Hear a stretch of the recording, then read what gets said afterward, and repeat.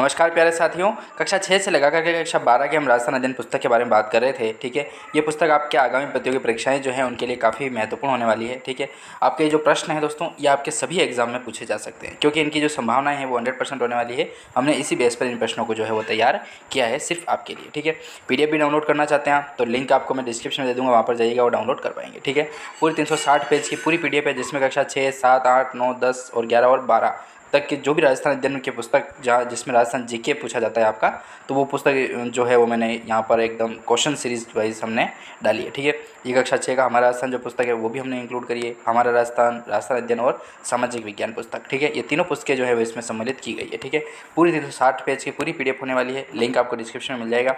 तो हम इसी बेस में बात कर रहे थे और कक्षा 10 तक हम पहुँच चुके थे। ठीक है, आपको डायरेक्ट ले चलता हूँ पेज नंबर 193 पर। ठीक है, यहाँ से जो है वो अपना जो 5वां अध्याय है कक्षा 10 की राजस्थान अध्ययन का 5वां जो अध्याय है दोस्तों, वो आज हम शुरू करने वाले हैं। ठीक है, आपकी चित्रकलाएं के बारे में, वस्त्र वेशभूषा के बारे में बात कर चुके थे इससे पहले वाले वीडियो में। ठीक है, तो 153 नंबर का पेज देखिए और हम शुरू करते हैं वहाँ से आगे का सेशन। ठीक है, तो जल्दी से लाइक भी कीजिएगा और सब्सक्राइब भी कर दीजिएगा यदि आपको अच्छा लगे तो ही। ठीक है, चलिए 292 थोड़ी था या 192,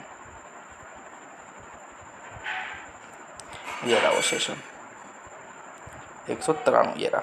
ठीक है, तो ये पूरा आपका कक्षा 10 की पूरी पुस्तक है। ठीक है, ये लिखा हुआ है राजस्थान का इतिहास एवं संस्कृति की जो पुस्तक आती है वो पुस्तक ये है। तो इसमें देखिए अनुक्रमण का ये दे रखी है आपको, और 5वां अध्याय इसमें दे रखा है कि राजस्थानी चित्रकला एवं लोक कलाएँ। चलिए सेशन को हम शुरू करते हैं,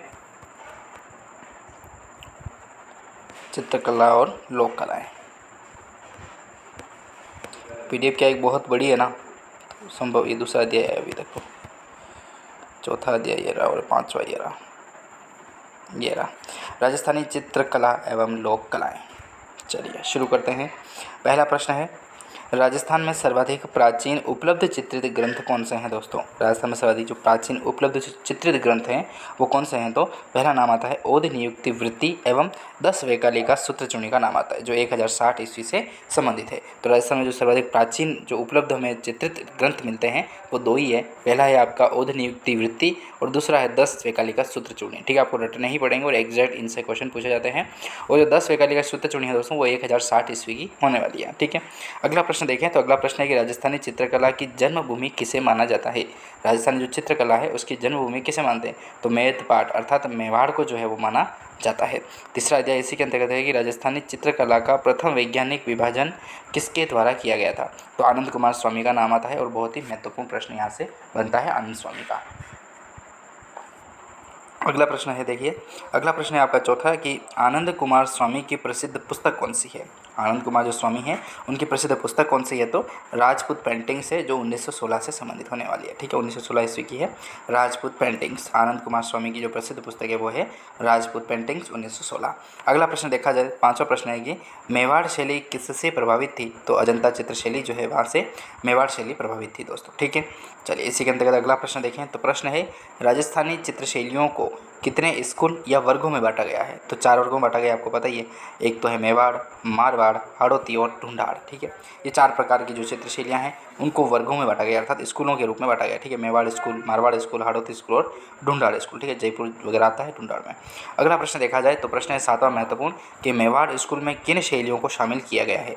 तो चावंड को किया गया है, उदयपुर को किया गया है, नाथद्वारा और देवगढ़ को किया गया है। ठीक है, इसके अंतर्गत और बात करें तो सावर, शाहपुरा, बनेड़ा, बागोर, बेगू, केलवा, ठिकाना शैली जो है वो भी इसके अंतर्गत शामिल है। ठीक है, 8वें प्रश्न की ओर बढ़ते हैं। तो प्रश्न है कि मारवाड़ स्कूल में किन शैलियों को शामिल किया गया है? तो जोधपुर को किया गया, किशनगढ़ को किया गया है, बीकानेर, अजमेर, नागौर, सिरोही, जैसलमेर और घाणेराव का भी नाम आता है। ठीक है, पाली, बिहार, रिया और जुनिया जो ठिकाने हैं उन शैलियों को भी इसमें सम्मिलित किया गया है। ठीक है, आपको बहुत ही कम नाम देखने को मिलने वाले हैं जो आपने अभी तक पढ़े होंगे। ठीक है, यहाँ पर मैंने विस्तृत तरीके से इनका वर्णन किया है, क्योंकि पुस्तकें जो आपकी ये होती है ना, ये आपकी बेस लेवल होती है, आपकी जीरो लेवल होती है। अगर इन्हीं पुस्तकों यदि आप पढ़ लोगे ना तो इनसे बाहर कहीं क्वेश्चन नहीं जाएगा, ये आपको खुद को ही पता होगा और जहाँ आप पढ़ रहे हो ना उनसे ही पूछ लेना पड़ेगा। ठीक है, 9वां प्रश्न देखा जाए तो हाड़ौती स्कूल में किन शैलियों को शामिल किया गया है? तो बूंदी, कोटा झालावाड़ को जो है वो हाड़ौती स्कूल शैलियों के अंतर्गत शामिल किया गया है। अगला 10वां महत्वपूर्ण प्रश्न देखें दोस्तों, तो ढूंढाड़ स्कूल में किन शैलियों को शामिल किया गया है? तो आमेर को किया गया, जयपुर को किया गया है, शेखावटी, अलवर, उनियारा जो टोंक में स्थित है, जिलाए, इसरदा, शाहपुरा, भीलवाड़ा, सामोर ठिकाना शैलियाँ जो है वो इसके अंतर्गत शामिल है ढूंढाड़ में। तो मेवाड़, मारवाड़, हाड़ौती और ढूंढाड़ के अंतर्गत हमने महत्वपूर्ण बात की है। ठीक है, एक बार और रिपीट करना चाहता हूँ, मेवाड़ में कौन कौन से इंपॉर्टेंट है देखिए, चावंड, उदयपुर, नाथद्वारा और देवगढ़। ठीक है, ये इंपॉर्टेंट है। और शाहपुरा का नाम भी आता है, बेगू चित्तौड़ का भी नाम आता है। ठीक है, अगला देखिए मारवाड़ चित्रशैली के अंतर्गत तो जोधपुर आ गया। मारवाड़ क्षेत्र जो है वो पूरा आ जाएगा, जिसमें आपके जोधपुर कंप्लीट होगा, जैसलमेर होगा, पाली होगा और एक अपना बाड़मेर बीकानेर भी होने वाले हैं। तो इसके अंतर्गत जोधपुर, किशनगढ़, बीकानेर, अजमेर, नागौर, सिरोही, जैसलमेर, गढ़ेरा और पाली है। ठीक है, यहाँ तक आप याद रखिएगा। जुन्निया ठिकाना ये भी याद रखिएगा। हाड़ौती की बात करें तो कोटा, बूंदी, बारा, झालावाड़ जो है वो हाड़ौती के अंतर्गत आएगा।